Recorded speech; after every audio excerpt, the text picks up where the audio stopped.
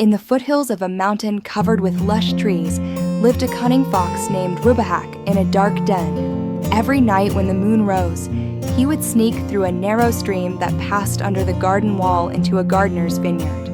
But his method of eating grapes was strange. He would test every cluster one by one and only eat the sweet grapes. If a grape was sour, he would crush it with his paws and throw it on the ground. He would whisper to himself, "Why should I waste time testing these same clusters again tomorrow? It's better to destroy them today." The gardener, who every morning faced a scene of devastation, gradually grew furious. Every day, he would see that some of his best grapes had been eaten and many more had been crushed and thrown on the ground. He had tried many times to catch Rubahak, but the fox always sensed danger and escaped through the same route he had entered. One day, the gardener devised a clever plan.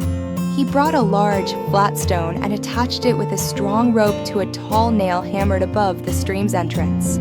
Early in the morning, when the stars were still shining in the sky, he went to the garden and hid behind a tall tree. He held a long rope in his hand and waited motionlessly. An hour later, Rubahak carelessly entered the garden. First, he cautiously looked around, then headed toward the vineyard. He started biting the clusters. He bit one and it was sour, so he crushed it. He tested another and it was sweet, so he ate it. He continued like this, busy with his work, when suddenly the gardener released the rope. The stone slab fell with a terrible noise, completely blocking the escape route. The terrified fox ran back and forth, but found no escape. The gardener ran toward him with a long stick and began beating him. Blows fell one after another on Rubahak's back and sides. Seeing no way out, Rubahak pretended to be dead and lay motionless on the ground. The gardener rolled him over several times and examined him with the tip of his stick. When he was sure Rubahak was dead, he shoveled the seemingly lifeless body and threw it over the garden wall. An hour later, when the sun had risen higher, Rubahak regained consciousness. His whole body hurt and he could barely move. First, he made sure the gardener was gone, then slowly dragged himself away looking for an ally. He went to a distant forest and, after hours of walking, reached the den of an old and experienced wolf named Gorgina. Gorgina, seeing Rubahak's pitiful condition, asked in surprise, "What disaster has befallen you, my friend? Why are you limping like this, and why is your whole body wounded?" Rubahak responded in a helpless state with a trembling voice, "My dear Gorgina, that unfair gardener beat me to near death, just because of a few worthless grape clusters." Then he elaborately told the whole story and said, "Now I must take revenge on this gardener, and you as an old friend must help me in this matter." Gorgina, who knew getting involved with humans was dangerous, but didn't want to lose Rubahak's friendship, began playing with words, "My dear friend, I would risk any danger for you. If necessary, I would sacrifice my whole being for you. But honestly, you've been a bit unfair too. I, who am a wolf with great power, when I attack a flock of sheep, only take one and leave the rest unharmed. But you eat one cluster and destroy 10. Rubahak, naively deceived by these statements, said eagerly, "You're right, my friend. But I have a good plan. I can lure the gardener's donkey here. It will both satisfy our hunger and give us sweet revenge from the gardener."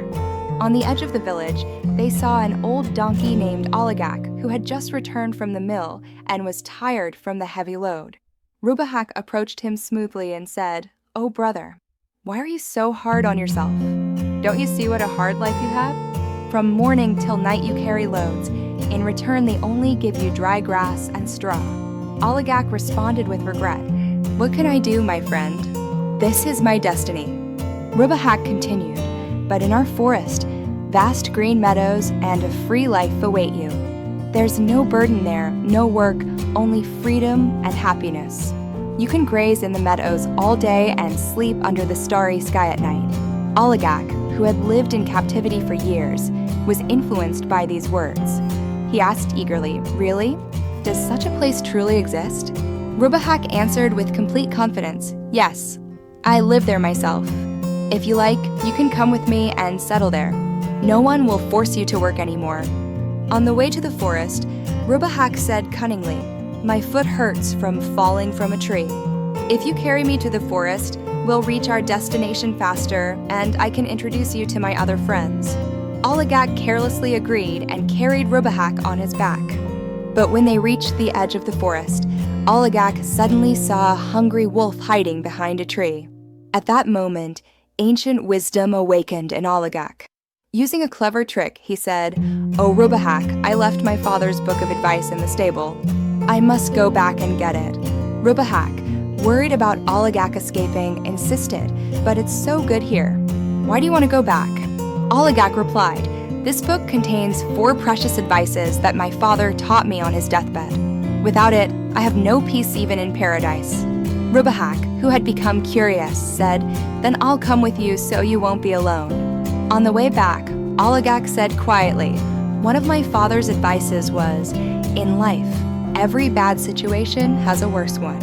When you're in a bad situation, be careful not to fall into a worse one." Rubahak said impatiently, "That's nothing new. What's the second advice?" Allegorical continued, "The second advice says, if you don't find a wise friend, a wise enemy is better than a foolish friend. Because a wise enemy might point out your flaws and help you improve yourself." As they approached the village gate, Allegorical said, "And now the third and fourth advices.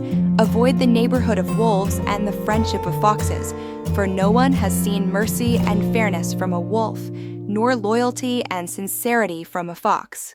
Rubahak, realizing he had been deceived, jumped off Allegorical's back and tried to escape. But it was too late. Allegorical brayed loudly and the village dogs ran toward them. Rubahak, with no escape route, faced the consequences of his actions.